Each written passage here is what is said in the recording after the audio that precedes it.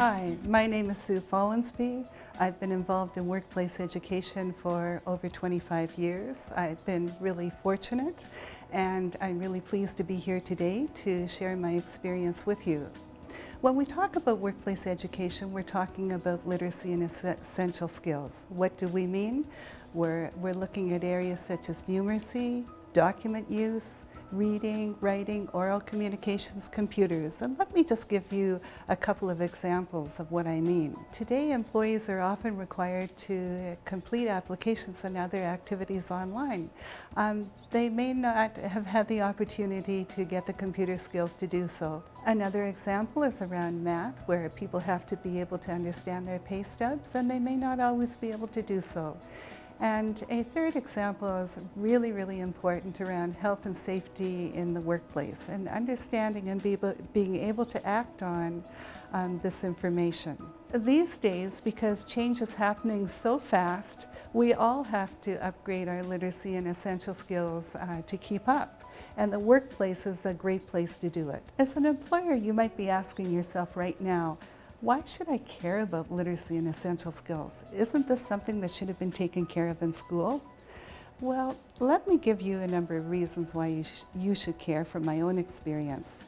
Number one, organizations are changing all the time, and you may be experiencing right now a change in your business, a change in your culture, a change in your work processes.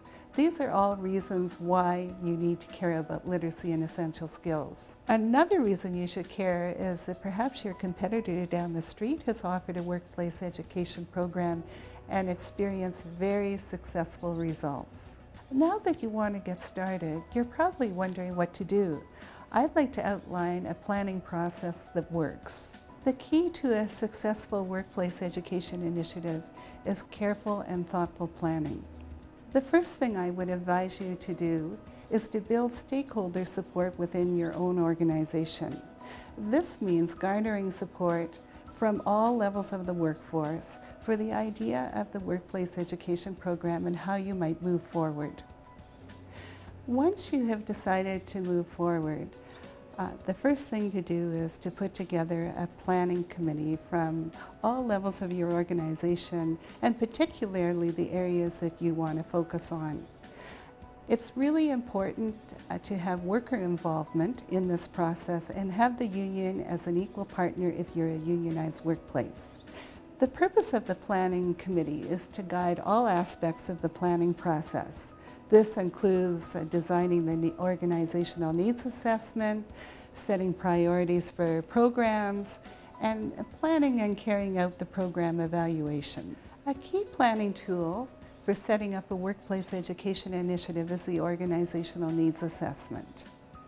The organizational needs assessment is really a consultation process with all levels of the workforce, and avoids singling people out as having a need for literacy and essential skills. The organizational needs assessment will set the stage for long-term planning and sets a benchmark for your program evaluation to come back and measure impacts and results from whatever you do. The findings from the organizational needs assessment will provide many ideas for moving forward. It'll be up to the project team initially or the planning committee, to select some of the priorities from what came out of the report. This might include standalone programs that focus on literacy and essential skills, but it might also include integrating literacy and essential skills into existing training or rewriting organizational materials so they read more clearly. A really important part of program planning is program evaluation. This is an area that often gets overlooked. It's really important that the planning committee design a process for program evaluation once they've decided what programs and initiatives they're going to focus on. There are really two parts to evaluation. One is having a process in place to monitor your initiative to make sure it's on track.